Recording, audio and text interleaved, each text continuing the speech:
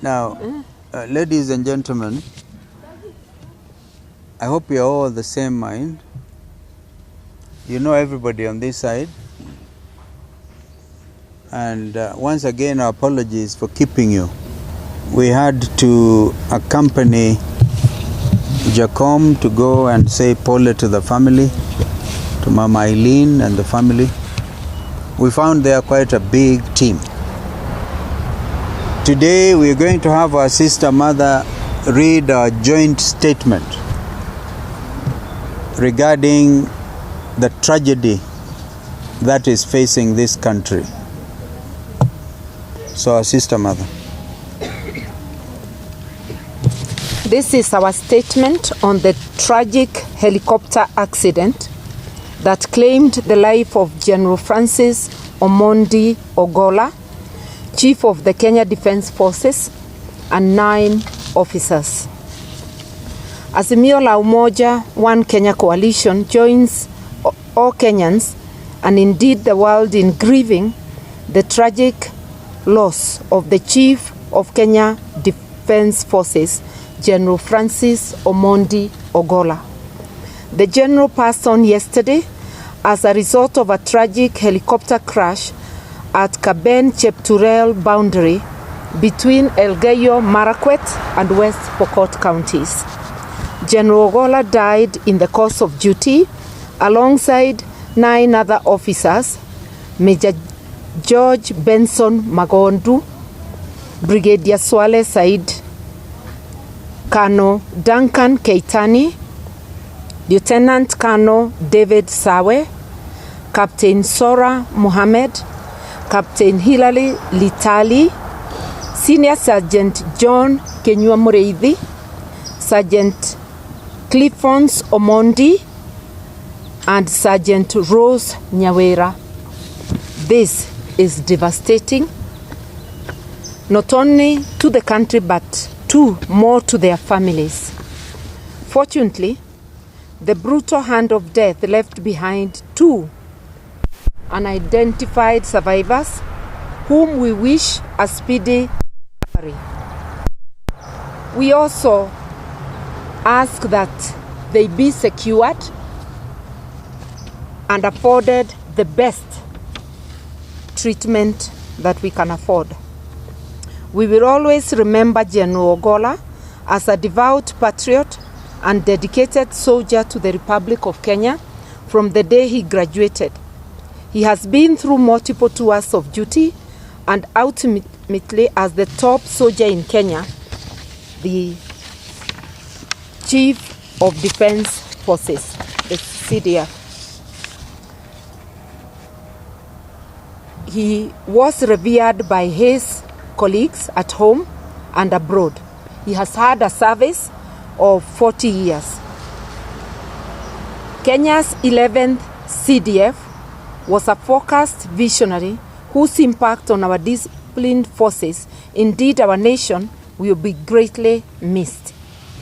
To General Ogollas' family and the families of the other fallen soldiers, we offer our deepest condolences.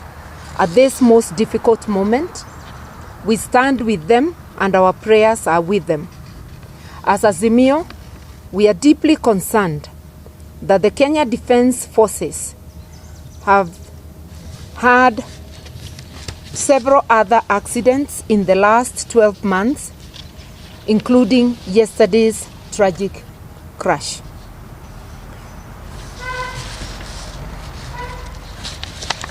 Just a minute, and we are saying that this must be thoroughly investigated.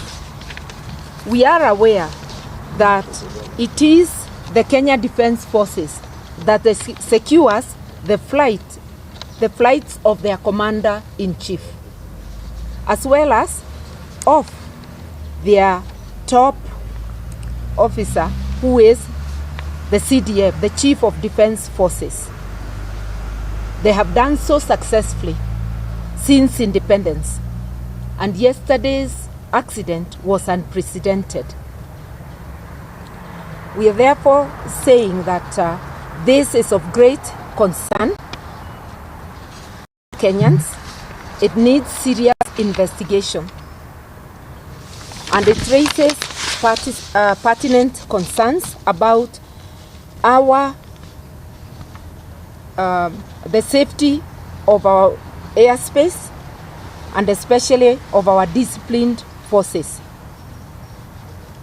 We need a serious relook into our security equipment, especially the aircraft, and we need to undertake a complete overhaul. Yesterday's unfortunate accident needs expeditious investigations,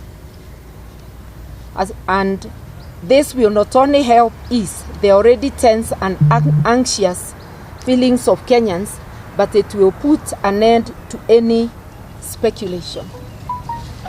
The investigations must be open and reports made to the public.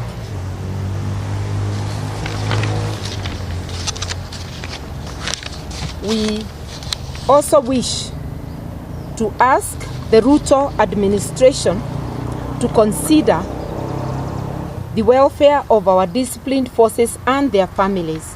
And we suggest that in commemoration of General Ogollas and the brave soldiers who died yesterday, and the countless unsung heroes, the Disciplined Forces Welfare Fund should be established as soon as possible to address the well-being of our disciplined forces.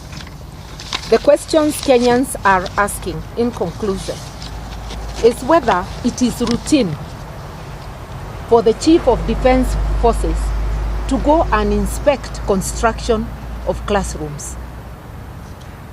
Was this a plan within the military, or was it a directive? There are many questions which beg answers.